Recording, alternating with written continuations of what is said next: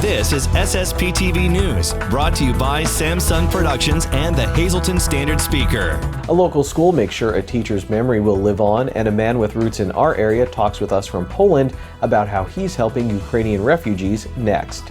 Hello friends, I'm Ken Kara and I thank you for watching today. After Tracy Wood, a 5th grade reading teacher at the McAdoo-Calares Elementary Middle School, passed away last February, a group of fellow teachers at her school got together to find a way to make sure she's always remembered. Last week, a dedication ceremony was held for a bench in the school. Here's the school's principal, Frank Walton. They purchased this bench and this plaque so that it will sit outside our library for as long as this school is here, in her memory for her love of reading and her love of students. So students can now go into the library, they could get a book, they could come out and sit on the bench and read, and her memory will live on. Walton says Wood also loved animals, so some of the money they raised went to Muriel's Place, a dog rescue in Wapwallopin. A man originally from Tamaqua who was injured during the war in Iraq is still serving others. He now lives in Florida, but recently he made the trip to Poland to help refugees from Ukraine. Here's Lisa Sugart with more on this story.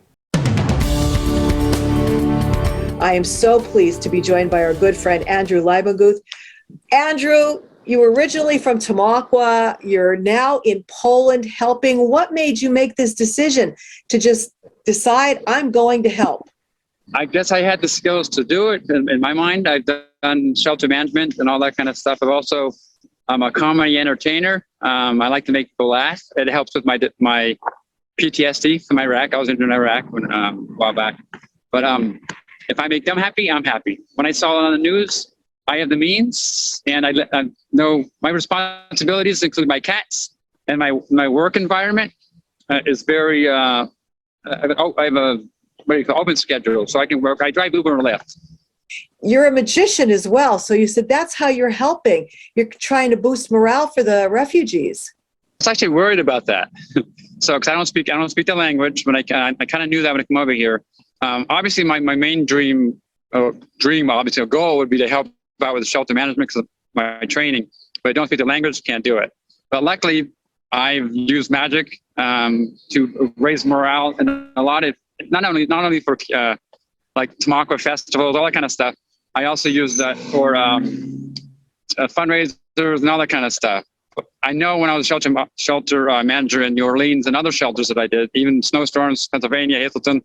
When you're depressed, thinking, dwelling, it gets way worse. Not just for you, or just it's for everybody around you. It's contagious. The volunteers get around. It's a cycle.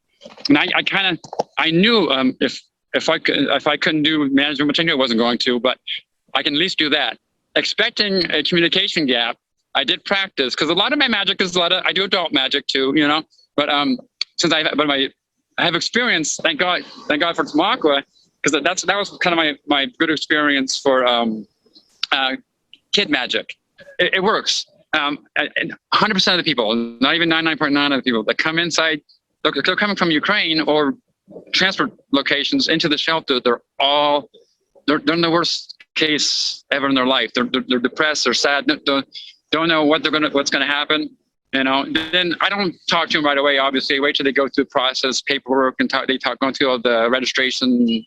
And then I approach the family and you need cheered up. So I go walk over, and they go from that to like this to like this, and I like that. And the first day I was here, I know I did about 1,000 magic tricks the first day.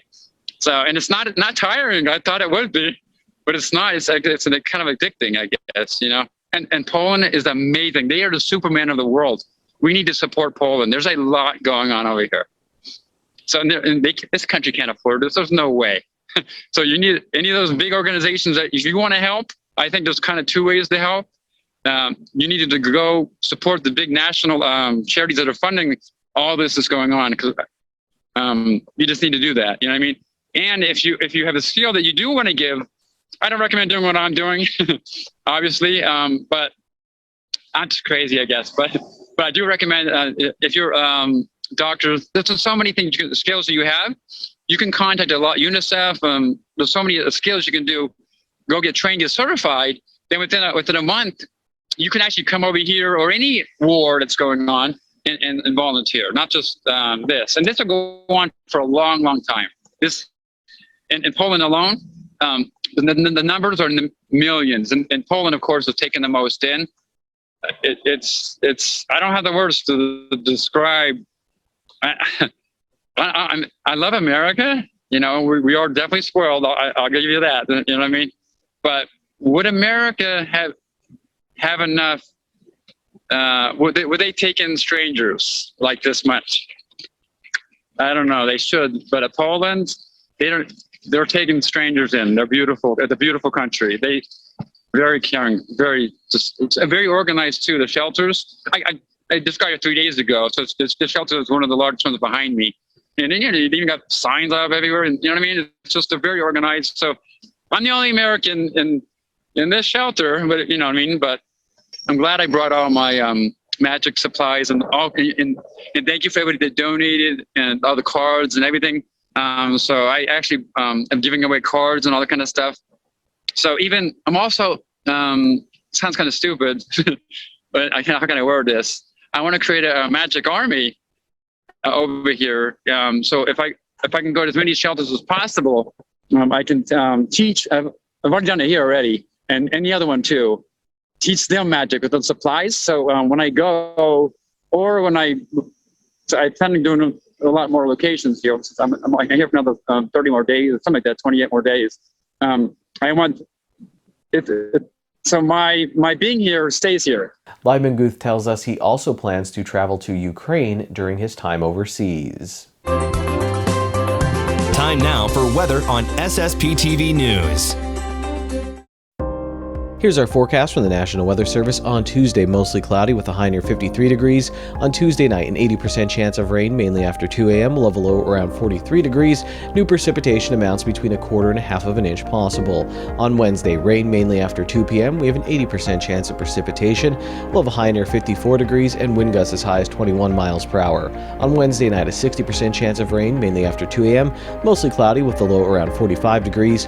Thursday, an 80% chance of rain. We'll have a high near 51 degrees. On Thursday night, a 40% chance of showers before 2 a.m. It will be mostly cloudy with a low around 42 degrees. On Friday, a 40% chance of showers after 2 p.m. It will be partly sunny with a high near 55 degrees. And Friday night, a 30% chance of showers before 8 p.m. It will be mostly cloudy with a low around 37 degrees.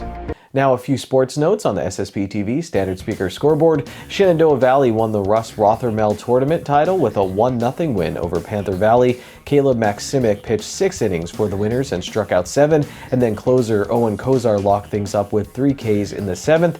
Hazelton area opened their baseball season with a non-league loss, and Jared Joyce drove in 3 runs in Penn State Hazelton's win over Penn State Schuylkill.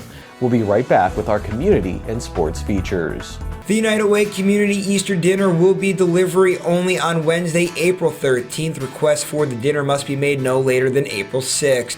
To RSVP, you can call 211 and enter your zip code at the prompt. SSPTV News would like to send sincere condolences to the family and friends of these recently departed. Deborah Dushgate, 65 of Hazelton, the Joseph A. Moran Funeral Home will announce their arrangements. And Richard Ronald Heffer, age 78 of Drums. Services will be private under the Crofton Hughes Funeral Home. Tonight's obituaries are being brought to you in part by Harmon Funeral Homes and Crematory, with 2 locations in Rockland and in Drums, 570-384-3312 or 570-788-0977, and go to harmonfuneral.com.